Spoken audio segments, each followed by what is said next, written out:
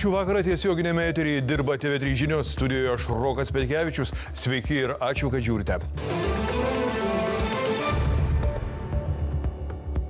Kūčios dvasingiausia metų šventė, ko linki savo sveikinime prezidentas Nausėda. Auginkime vienybę, puoselėkime pasitikėjimą vienas kitu. Šį vakarą ramybės ir santarvės linkė kardinolas Audrys Juozas Bačkis. TV3 žiniose prisimena savo vaikystės kūčias. Tas jaukumas, šiluma, paskui vienas kitas linkėjimas, atsiprašymas, susitaikymas, tokia ramybė. Kokia ypatinga 12 kūčių patiekalų reikšmė? Tai yra 12 metų mėnesių pilnatvė, 12 Jėzaus Kristaus apaštalų. Ir kodėl ant stalo būtinai turi būti obuoliai? Pirmieji tėvai, būtent nusikaltę per obuolį.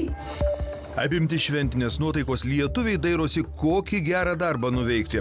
TV3 žinios pateikia kelis gerų darbų pasiūlymus. Paukokim Ukrainai. Tvirtinti sumą nedidelė, €50, bet vis šis tas. Molėtų pašonėje esantis Čiulų dvaras Kalėdas pasitinka nauja unikalia stogo danga.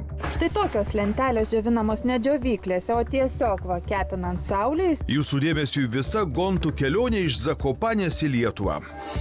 Geroji žinia, Kalėdų senelis jau skrieja per pasaulį. Merry Christmas!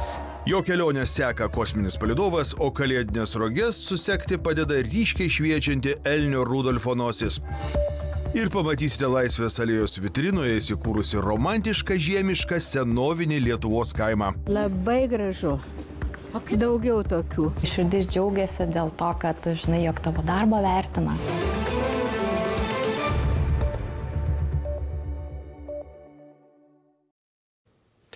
Kalendoriuje gruodžio 24. Kūčios nuostabiausia, dvasingiausia metų šventė. Štai taip sako prezidentas Gitanas Nausėda, kuris kartu su žmona Diana Nausėdienė ragina puoselėti pasitikėjimą vienas kitu.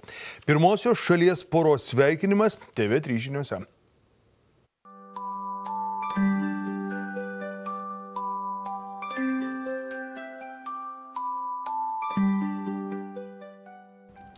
Mėlieji, kūčių vakaras yra dvasingiausia ir labiausiai mūsų virš kasdienybės pakylėjanti šventė.